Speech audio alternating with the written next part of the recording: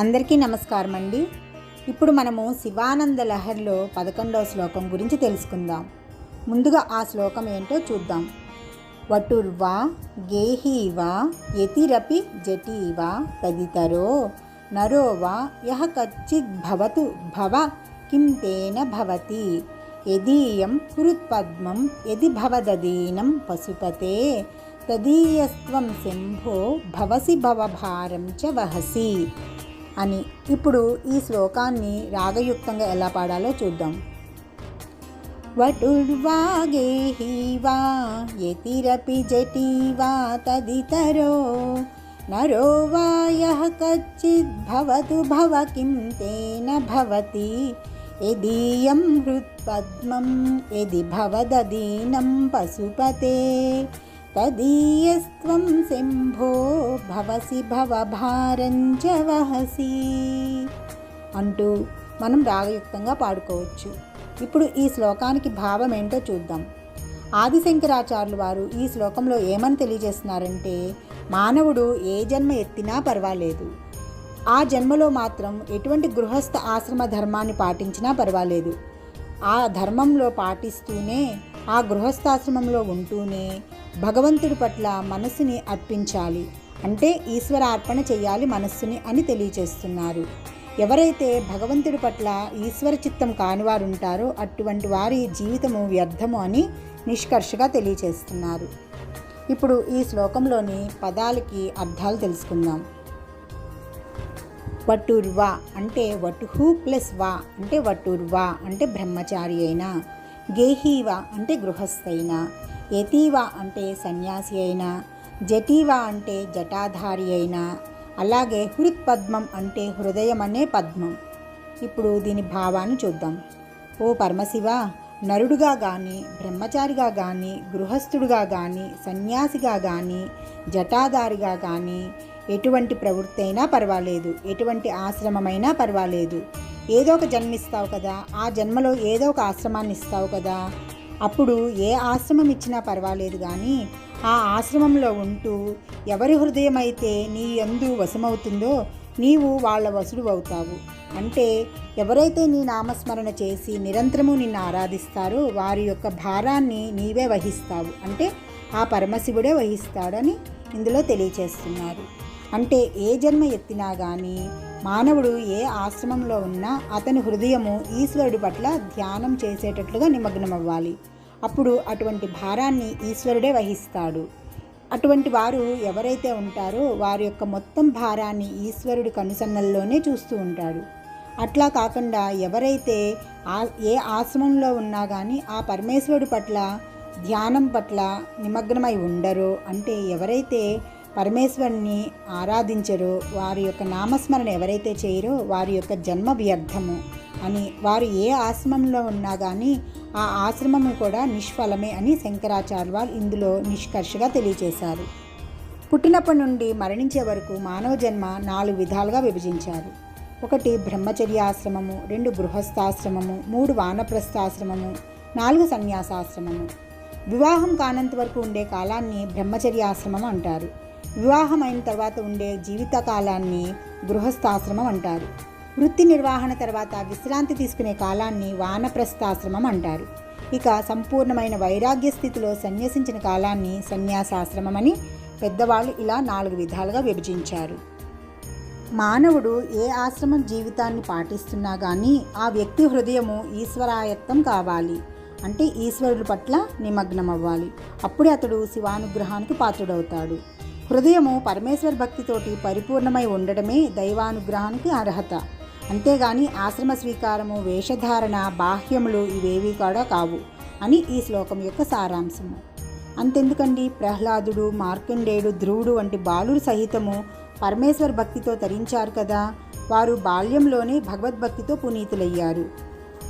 భగవంతుడి పట్ల భక్తి గురించి చెప్పాలంటే ప్రహ్లాదుడే ముందుంటాడు. ప్రహ్లాదుడు గురించి పోతన గారు ఏమన్నారో ఇప్పుడు చూద్దాం. ప్రహ్లాదుడు నీళ్లు తాగుతున్నా, అన్నం తింటున్నా, మాట్లాడుతున్నా, ఆటలాడుతున్నా ఆ అచ్యుతుని నామస్మరణే. ఇక నడుస్తున్నా, నవ్వుతున్నా నారాయణ్ణి ధ్యానించడమే. చివరికి నిద్రలో కూడా ఆ నీరజాక్షుని గురించి కలవరించడమే. ఈ విధంగా శ్రీమన్నారాయణుడి యొక్క పాదపద్మస్మరణ అనే అమృతాన్ని ఆస్వాదించి ఆ మైకంలోనే లోకాన్ని మరిచిపోయిన మహనీయుడు ఆ ప్రహ్లాదుడు. ఇదంతా బాలుడుగా ప్రహ్లాదుడు పొందిన దైవానుభూతి. ఇక అంబరీషుడు వంటి చక్రవర్తులు, పోతన, గోపరాజు, అన్నమయ్య, త్యాగరాజు వంటి కవీశ్వరులు, వశిష్ఠుడు, అగస్త్యుడు వంటి ఋషులు వారు కూడా ఆయా ఆశ్రమాల్లో ఉంటూనే భక్తి మార్గం ద్వారా తరించారు కదా. ఈశ్వరుడిపై తన హృదయాన్ని లగ్నం చేస్తే ఆ పరమేశ్వరుడు తన వశం అవుతాడు. అంటే దాని ప్రయోజనం ఏంటనుకుంటున్నారా? మనం మోయవలసిన మహాభారాన్నంతా ఆ పరమేశ్వరుడే వహిస్తాడు. భవభారం మోయడం అంటే ఆషామాషి వ్యవహారం కాదు. గడిచిన అనేక జన్మలలో, రానున్న అనంత జన్మలలో కలిగే బరువది. ఆ భారాన్నంతా మన నెత్తి నుండి దింపివేస్తాడు. అంటే భక్తుణ్ణి భగవంతుడు తనలో లీనం చేసుకుంటాడనమాట. దానితో నరుడు అనే వ్యవహారం పోయి మానవుడే శివుడని పిలువబడతాడు. ఈ విధంగా కేవలం శివానందం ఒక్కటే భక్తులకు మిగులుతుంది. వారి యొక్క భారాన్నంతా ఆ భగవంతుడైన ఆ పరమశివుడే మోస్తాడు. దీనికి ఉదాహరణగా మనం ఇప్పుడు ఒక కథను తెలుసుకుందాం. పూర్వము ద్రవిడ దేశాన్ని 600 సంవత్సరాలు పరిపాలించిన పల్లవ రాజవంశంలో ఒక గొప్ప శివభక్తుడు ఉండేవాడు. అతడి పేరు అయ్యిడిగల్ కాడ్వర్కోన్ అని. కాంచీపురాన్ని అంటే కంచిని రాజధానిగా చేసుకుని రాజ్యాన్ని ధర్మబద్ధంగా పరిపాలిస్తూ ఉండేవాడు. రాజ్యాన్ని కూడా విస్తరింపచేసి అనేక మందిని సామంతులుగా చేసుకున్నాడు.